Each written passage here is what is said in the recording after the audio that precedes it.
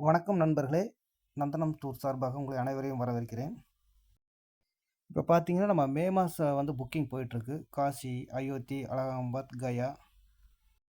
இதில் பார்த்தீங்கன்னா, நம்ம பயணத்தோட டீட்டெயில்ஸ் எல்லாம் உங்களுக்கு தெரியப்படுத்துகிறேன். முதல் நாள் கிளம்பி அடுத்த நாள் இரவு நம்ம நேராக பிரயாகராஜ் அலகாபாத் போயிடுவோம். அங்கே இரவை தங்கிட்டு காலையில் பார்த்தீங்கன்னா, நேராக திரிவேணி சங்கமம், கங்கா, யமுனா, சரஸ்வதி அந்த நதிகளில் குளிச்சு நீராடிட்டு அங்கே மாங்கல்ய பூஜையெல்லாம் நடத்திட்டுங்க. அப்புறம் அங்கேருந்து கிளம்பி சத்தியபீடத்துக்கு போயிட்டு பாதாள அனுமன் கோயில், காஞ்சி காமகோடி மந்திர் அந்த கோயிலுக்கு போயிட்டுங்க. இந்திரா காந்தி பிறந்த வீடான நேரு ஆனந்த பவன் அதை பார்த்துட்டு அன்றைக்கி இரவு நம்ம கிளம்பி நேராக அயோத்தி போயிடுவோங்க. அயோத்தி அங்கே இரவை தங்கிட்டு அடுத்த நாள் காலையில் நம்ம அயோத்தியில் ராமர் ஜென்மபூமி, ராமர் கோயில், தசரத மகால், அப்போ சுற்றி சராய் நதி இதெல்லாம் அன்றைக்கி பார்த்துட்டு அன்றைக்கி இரவு கிளம்பி நம்ம நேராக காசி போயிடுவோம். காசியில் நம்ம 2 நாள் இருப்போங்க.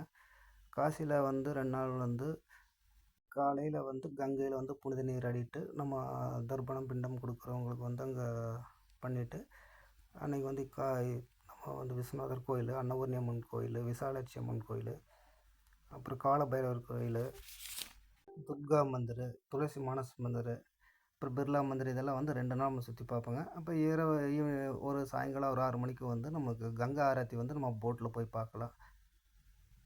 அங்கே முடித்து அடுத்த நாள் நம்ம நேராக கயா போயிடுவோங்க. கயாவில் நம்ம விஷ்ணு பாதத்துக்கு போய் அங்கே தர்ப்பணம் பிண்டமெல்லாம் முன்னோர்களுக்கு கொடுக்க வேண்டிய இதெல்லாம் முடிச்சுட்டு சாயங்காலம் புத்த கயா போயிடுவோம்.